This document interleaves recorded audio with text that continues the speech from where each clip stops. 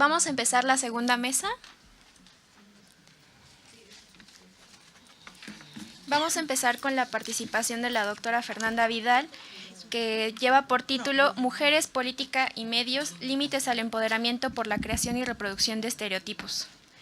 Les recuerdo que son 20 minutos de presentación y que al final vamos a abordar todas las preguntas. Las personas que nos escuchan desde la otra sala y vía webcast pueden hacer sus preguntas por escrito, también por redes sociales, para que se las pasemos a las ponentes, por favor. Bueno, Fernanda Vidal es profesora investigadora de la Facultad de Ciencias Sociales de la Universidad Panamericana, Campus México, doctora en Ciencia Política por el Departamento de Politics de la University of Sheffield, miembro del Sistema Nacional de Investigadores Nivel 1, participante del Alto Panel de Naciones Unidas para el Empoderamiento Económico de las Mujeres. Sus líneas de investigación incluyen transformaciones contemporáneas del Estado, estudios de género y federalismo, así como política y medios.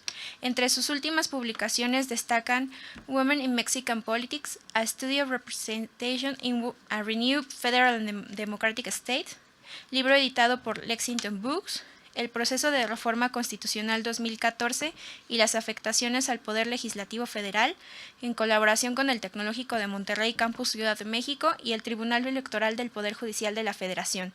Actualmente es titular del proyecto Mujeres, Medios y Política, un estudio sobre la cobertura mediática de las campañas políticas en México, y miembro del proyecto PAPIT, Trascendencia del Gasto Público en la Incorporación de las Mujeres al Mercado Laboral. Te damos la palabra. Muchas gracias, buenas tardes, gracias a todos por estar aquí y por los que nos están escuchando, creo, vía internet, ¿cierto? Bueno, el tema que vengo a presentar el día de hoy es un poco el inicio de lo que supone un proyecto mucho más grande sobre la manera en que los medios de comunicación reportan sobre las mujeres en campaña y la manera en que las mujeres están trabajando en campaña cuando quieren ser electas, los temas que están manejando y la manera entonces en que se da esta relación entre los medios y mujeres que buscan obtener un asiento en el gobierno. Para iniciar un poco el tema, quiero contar una pequeña anécdota. Hace poco tuve, yo creo que la fortuna, no sé si alguien aquí lo ha visto, de ver un anuncio de un detergente. Y en el anuncio salía un hombre. Y en el anuncio salía el hombre diciendo cuál era el mejor detergente y cómo había que quitar las manchas. Yo estaba impactada, no lo podía creer. Pasamos del anuncio donde sale la abuelita dándote el consejo para quitar la mancha a ver a este chico con una polo rosa diciéndote, ¿no?, que su detergente era el mejor. Y dije, wow, creo que estamos siendo testigos del cambio, ¿no? De ese cambio en donde las mujeres ya no somos tal vez las únicas encargadas, ¿no?, responsables de la limpieza de la casa. Y en ese sentido me di cuenta de lo importante y del impacto que genera en términos de los constructos sociales que generamos, de lo que es ser mujer y de lo que es ser hombre, la réplica que hacen los medios de comunicación.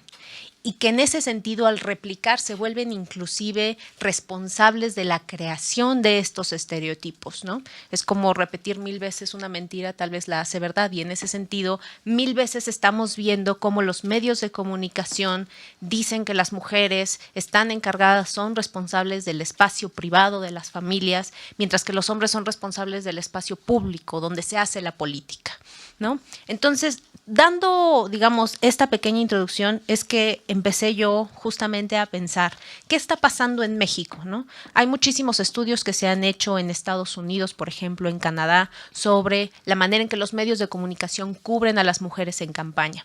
De hecho, hace un poquito más de un año, el Schorstein Media Center de la Universidad de Harvard publicó un estudio en donde hicieron un análisis de las precampañas, en donde se da cobertura de la precampaña de Hillary Clinton y la precandidatura de Donald Trump, ¿no? Y entonces encuentran que de todas las notas negativas, el 80% de estas notas hablan sobre Hillary Clinton, ¿no? Mientras que sobre Trump no se habla negativamente, tampoco se hablaba positivamente del señor, pero siempre las notas negativas tenían por titular Hillary Clinton, ¿no? Y entonces yo digo, bueno, ¿qué es lo que está sucediendo en México? ¿Estamos observando lo mismo o estamos observando que el fenómeno se gesta de manera diferente? Entonces, primero, lo que hice fue cuestionar efectivamente el papel que tienen los medios de comunicación en los regímenes democráticos. No podemos entender una democracia sin la idea de medios de comunicación libres, sin la idea de medios de comunicación inclusive responsables. Digamos, la necesidad de la existencia de medios de comunicación independientes en una democracia no se cuestiona. ¿Sí? El debate tal vez es sobre la naturaleza misma del papel, si estos medios de comunicación son responsables o no, tienen que entonces mediar o tienen que de alguna manera valorar los contenidos. Ese es el gran debate y sobre todo cuando entramos en temas de libertad de expresión, ¿no? ¿Qué tanta libertad de expresión es válida cuando estamos viendo que de lo que se habla es del collar, los aretes y la ropa que trae la candidata en lugar de la agenda pública de esa candidata, ¿no? Entonces, dicho esto, entendemos además que los medios de comunicación actúan como gatekeepers, ¿no? Son los que se encargan de cuidar las puertas, de asegurarse de qué es lo que va a entrar y qué es lo que no va a entrar en las casas de las personas, ¿no? Qué es lo que va a entrar o no en la mente de la gente cuando están leyendo el periódico, por ejemplo. Entonces, en ese sentido, Habermas nos habla de esta función de gatekeeping. Y a eso se suman McCombs y Shaw cuando nos hablan de agenda setting, ¿no? De que son aquellos medios responsables de plantear en la mesa los temas que van a ser relevantes para la discusión de quiénes, de nosotros, ciudadanos, ¿no?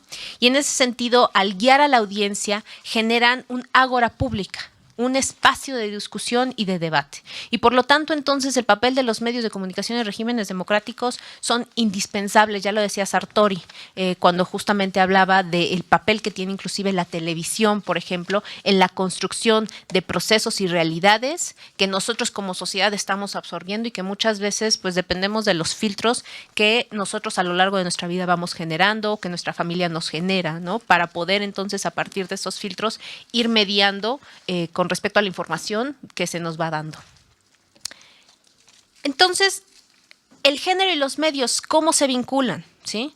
Entonces, surge la idea de explorar el papel de los medios de comunicación en la forma en que justamente estos son responsables, si no de crear estereotipos, sí de reproducirlos de manera constante, ¿no? Y en ese sentido, de ver de qué manera son estos medios de comunicación los que refuerzan los estereotipos de género sobre las mujeres y la política, o si algunos medios de comunicación están retando los estereotipos, ¿sí? Y de alguna manera, al retar estos estereotipos y esta cultura dominante patriarcal, están ayudando a generar condiciones de igualdad que nos lleven entonces a tener una calidad democrática mucho mejor.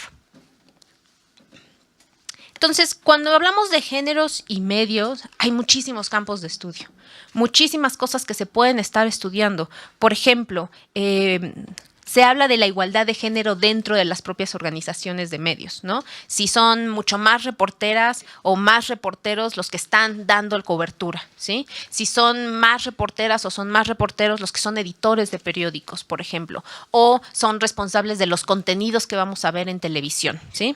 Entonces, por ejemplo, estas son datos de UNESCO, que nos hablan justamente de cómo las historias a nivel internacional se refuerzan, son los estereotipos de género se ven reforzados a partir de la cobertura mediática, ¿no? Entonces, el 46% de los, vamos a llamarles clics de información que se presentan en medios de comunicación refuerzan los estereotipos de género, ¿no?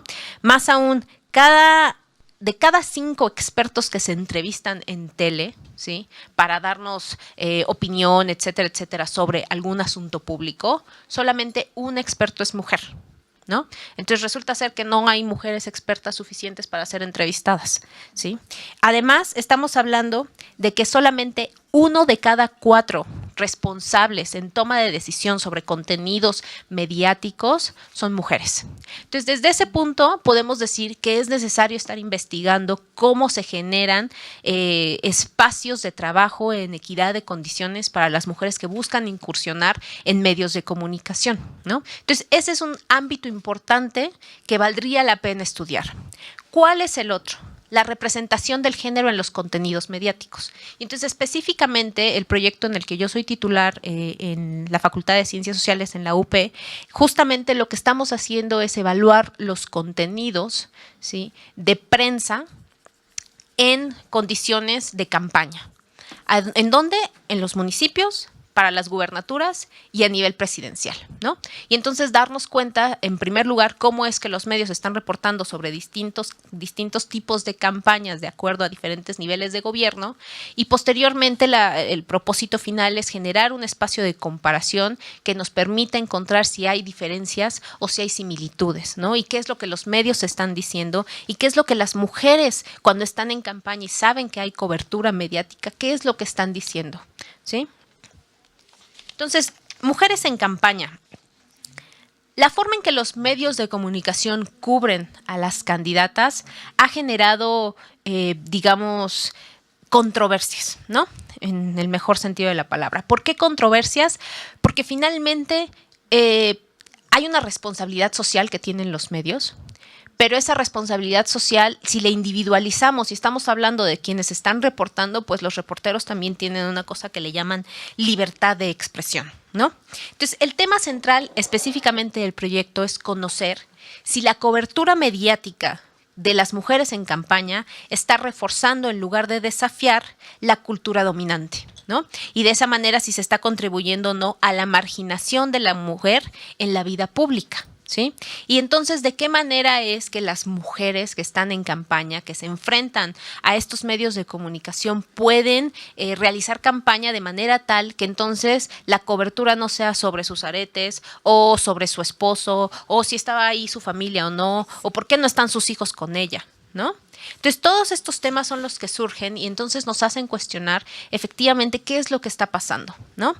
En ese sentido, por ejemplo, en el caso de estudios que ya se han realizado en otros contextos, encontramos que de los estudios hablan de que la relación espacio-contenido se ha modificado a lo largo del tiempo.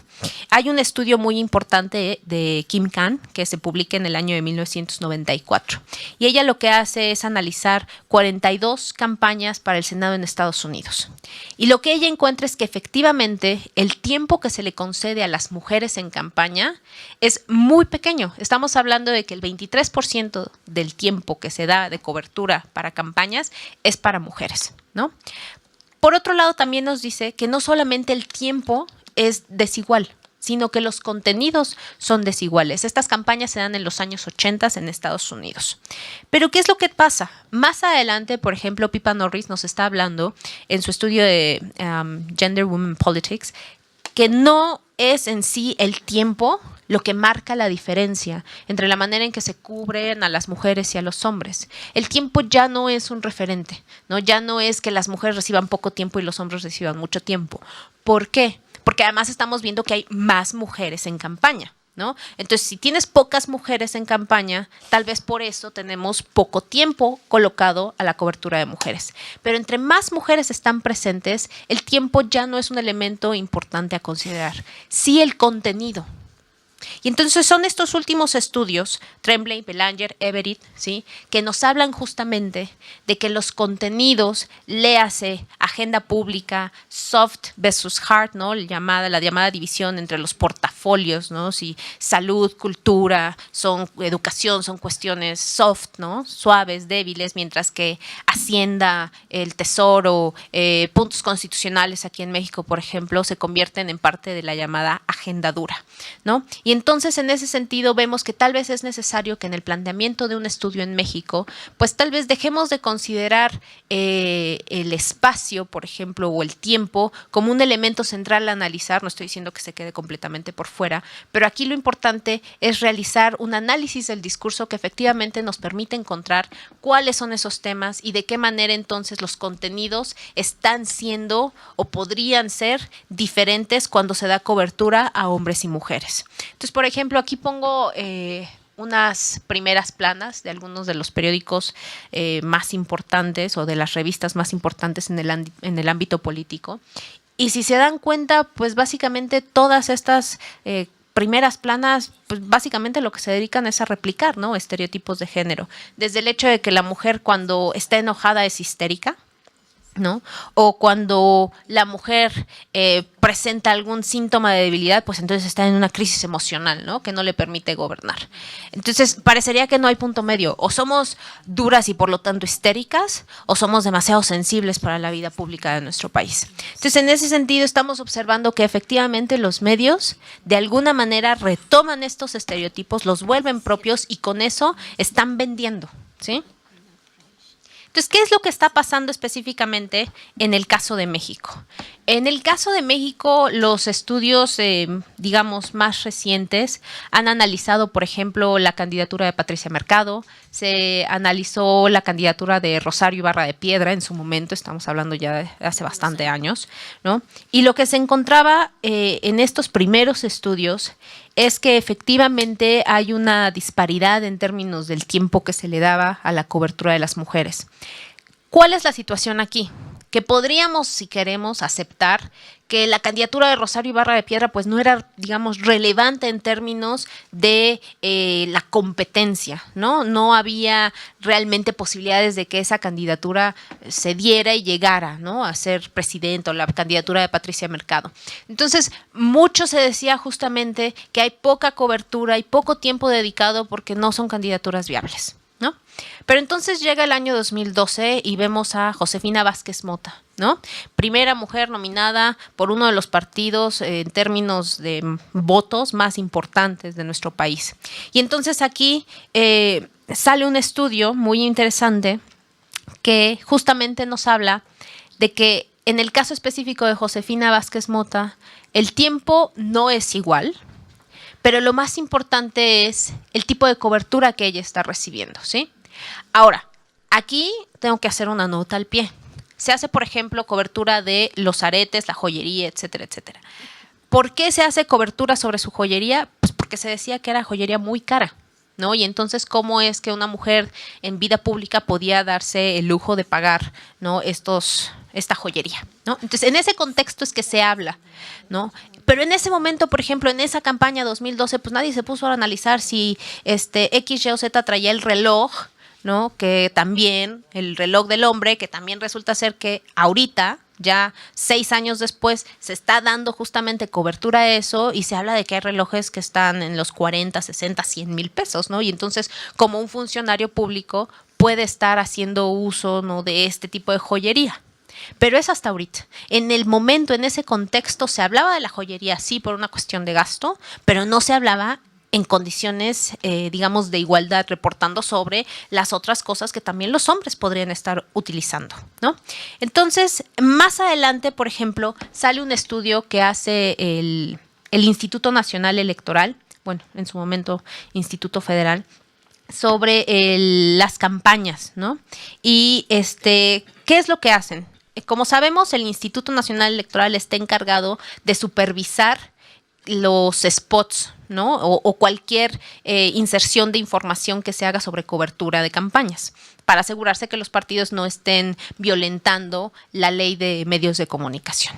Entonces, al hacer este seguimiento de medios, pues se hacen reportes importantes. Entonces, lo que hizo el Instituto Nacional es justamente retomar este análisis de medios y analizarlo con perspectiva de género. Y entonces lo que se encontró, por ejemplo, es que por cada 10 horas de cobertura que recibieron los hombres, las mujeres solamente recibieron 6.8 horas, ¿no? Estamos hablando de la elección 2014-2015, ¿sí? ¿Por qué es importante esta elección? Porque hay que recordar que es la primera elección en donde se le exige a los partidos nominar en condiciones de igualdad, ¿no? Entonces uno podría decir, bueno, pero es que hay pocas candidatas, entonces como hay pocas candidatas, pues hay menos tiempo de cobertura. No. Ya no, ya estamos hablando de una campaña en donde supuestamente era 50-50. Y así, de todas maneras, el tiempo que se le dio a las mujeres no fue así. Además, en el caso de los hombres, las valoraciones positivas sobre sus campañas se dieron en 45% de estos cortes informativos. En el caso de las mujeres, solamente se hizo una referencia de forma positiva en 15%. De estos spots, ¿no? Entonces aquí hay una diferencia importante. Al parecer las mujeres no podemos ser candidatas y que se hable de manera positiva de nosotras por estar justamente incursionando en la vida pública. Además estamos hablando de que el 70% de los textos no eran sensibles al género. por omisión. ¿Sí? Entonces no se hace un análisis del impacto, por ejemplo, de lo que se está reportando en términos del género. Eso es reportar, digamos, por omisión, estereotipos de género. Asimismo, estamos viendo que solamente el 13% de las notas de personajes noticiosos son mujeres y el 19.3% de las notas hablan de mujeres candidatas. Entonces no estamos hablando de las mujeres en política. Tal vez estemos hablando de ellas cuando se trata de darle cobertura, por ejemplo, a una candidatura presidencial, que ya lo veremos ahora además con las candidaturas independientes que se están intentando gestionar, ver de qué manera entonces a estas candidatas mujeres independientes se les va a dar cobertura. Entonces, en ese sentido, lo que podemos decir, de esto ya hablamos, es que el proyecto que se está dando en este momento en la Universidad Panamericana tiene el objetivo de conocer entonces el papel que han desempeñado los medios escritos, identificando temas que destaquen en los reportajes, identificando diferencias o similitudes en los contenidos, comparando entonces las observaciones que se dan en el marco federal y en el marco local. Ahora, aquí es muy interesante además que en el caso federal se analiza 2012 con Josefina Vázquez Mota y posteriormente se va a hacer el análisis de la candidatura de ella como gobernadora. Entonces, esto va a permitir comparaciones todavía mucho más interesantes. Entonces, cierro diciendo que lo importante aquí es que el encuadre puede ser positivo, negativo o neutral, en forma en que se reporta sobre la campaña de mujeres. ¿Cuál es, digamos, el primer resultado que se está observando en el proyecto? De entrada, por ejemplo, que si bien la cobertura que se da en términos de tiempo es igual, ¿sí? Lo que estamos observando es que los medios de comunicación están reportando sobre lo que las candidatas están diciendo que es su agenda, ¿sí? ¿Cuál es la agenda de una candidata, por ejemplo? Hablar sobre transporte, tecnología, medio ambiente y servicios públicos. Entonces, en ningún momento nos estamos metiendo con temas de seguridad, por ejemplo. Las mujeres no hablan sobre anticorrupción, mientras que los hombres están agarrando temas justamente vinculados a eso, ¿sí? Vinculados a la llamada agenda dura. ¿Qué es lo que nos sorprendió? Que los hombres candidatos son los que hablan de educación y son los que hablan de familia. Entonces, las mujeres, al parecer, están intentando separarse y los medios lo están notando. Están notando que las mujeres intentan dejar esos temas suaves, ¿sí? Y meterse en temas que, si bien no son duros, como lo es seguridad, corrupción, ¿sí? Están intentando desvincularse justamente de aquellos temas que supuestamente son débiles, ¿no? Para entonces erguirse como candidatas viables. Y ahora son los hombres los que están retomando y cubriendo ese espacio. Muchas gracias.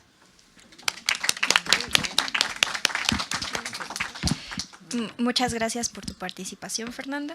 Me parece que es un tema crucial de analizar y que es muy importante retomarlo en esta mesa previo a todas las campañas que vamos a estar ya viendo lo más fuerte en nuestro país y también en Latinoamérica.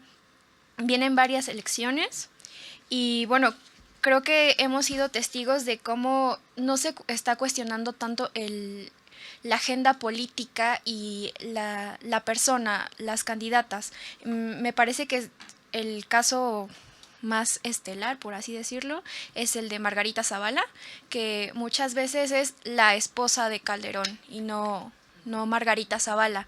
En el caso de la gobernatura para el estado de Puebla también se está hablando de la esposa de Moreno Valle y no ella. Entonces, bueno, deja mucho para el debate. Y en el caso, por ejemplo, también recuerdo que hubo mucha cobertura sobre Yuko Ogata en Japón, esta miembro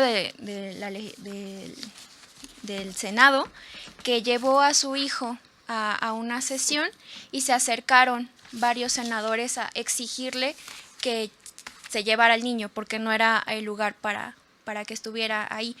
Entonces los medios lo cubrieron y la imagen es muy fuerte porque los que se acercaron están señalándola y como reprimiéndola, diciendo, tú no puedes estar con tu hijo aquí. Y bueno, esto tuvo un alcance importante y bueno, pues eso pasó también en Japón como pasa en Latinoamérica y en nuestro país.